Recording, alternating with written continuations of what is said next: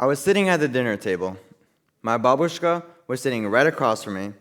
My mom was sitting to my right, and my dad was sitting to my left.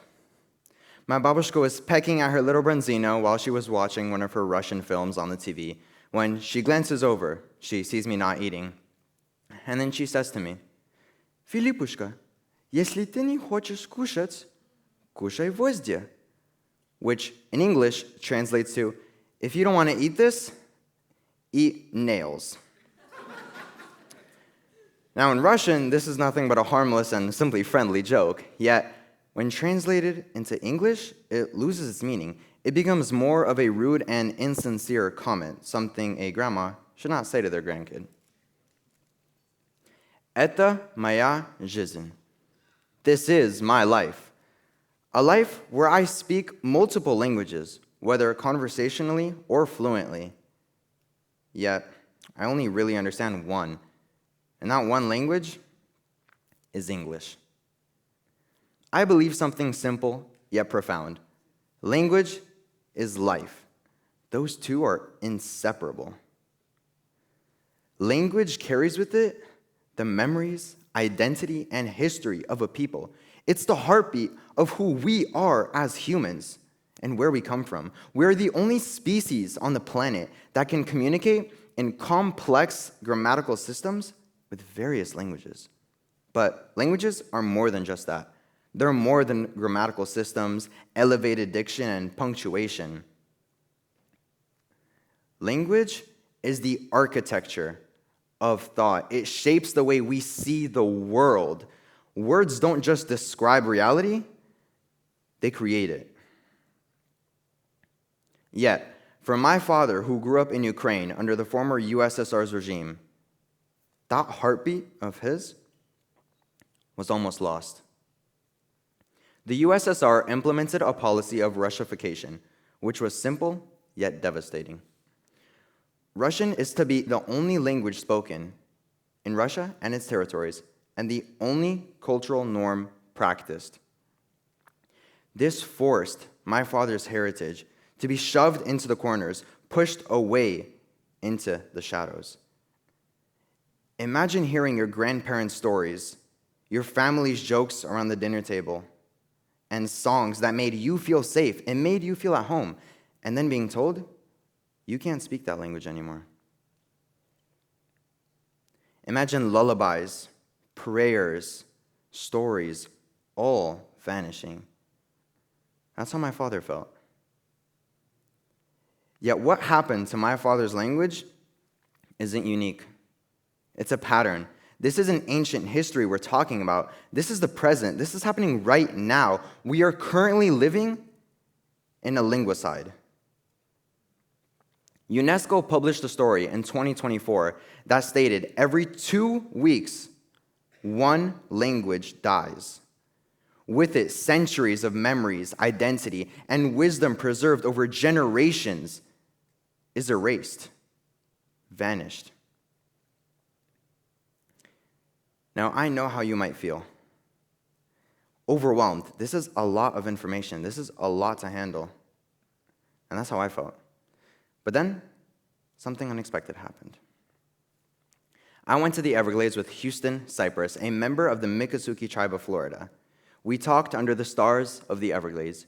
We shared stories over food at a picnic and shared jokes along a bus ride on the Tamiami Trail. But for 10 minutes on our airboat tour, it was pure silence. No explanation, no translation, just silence. The air flowing through the sawgrass, water flowing beneath our feet, and the birds flying overhead. I remember thinking to myself, wow, this is awkward. I don't feel comfortable. I come from Miami, a city of loud noises and constant parties. I'm not used to silence. But that's when I realized that discomfort was the point, because that's when I learned language is abstract, it's real. It doesn't just live in words, it lives in gestures and in presence. And I want to see where language lives in this room. I have a question for the audience. Can you remember the first word you learned as a child and what language it was in? If it was in one of the following languages portrayed above me, I kindly ask that you raise your hand and keep it raised. Now I ask that you look around you. You can all put your hands down. These 15 languages account for less than 0.5% of the world's languages, yet they are spoken by 75% of humanity. Not because these languages are any better, but because in our modern world, we reward uniformity over diversity. Our world is home to 7,000 languages, yet anywhere from around 40 to 95% of these languages will be labeled as either critically endangered or extinct by the end of this century. Let me phrase that in another way. In the next 75 years, approximately half, if not more, of humanity's collective imagination will be gone completely. Yet, what I would like to emphasize is that this is not inevitable. This is a choice, because when we choose to learn, to listen, and to educate ourselves, we can make a difference.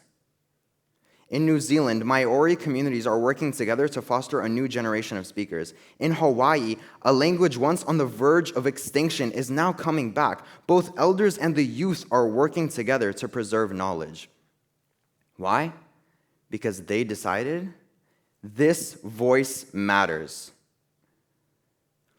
Now, to make a change, you don't have to be an anthropologist, a linguist, or a global policymaker. You have to be willing to make a difference. You can do this by visiting cultural museums, historical centers, or maybe even learning greetings in a new language, or listening to podcasts like my very own, Stories of Survival. Because languages survive when we choose to speak them, culture survives when we choose to carry it, and humanity survives when we recognize that every voice matters, every story matters, and every language matters. Now, I'm going to ask you the question that drives my life. What are we going to preserve? And what are we willing to let vanish? Because that answer not only decides our present, but it affects the humanity of the future. Now I'm going to take you back to that dinner table. My babushka was sitting across from me, my mom was sitting to my right, and my dad was sitting to my left. She was once again pecking at her branzino, and now I'm thinking to myself, Philip, pretend like you know the joke, just do something, come on, pretend. And I sit there, yeah, I get that. Eta maya jizn. This is my life. Thank you.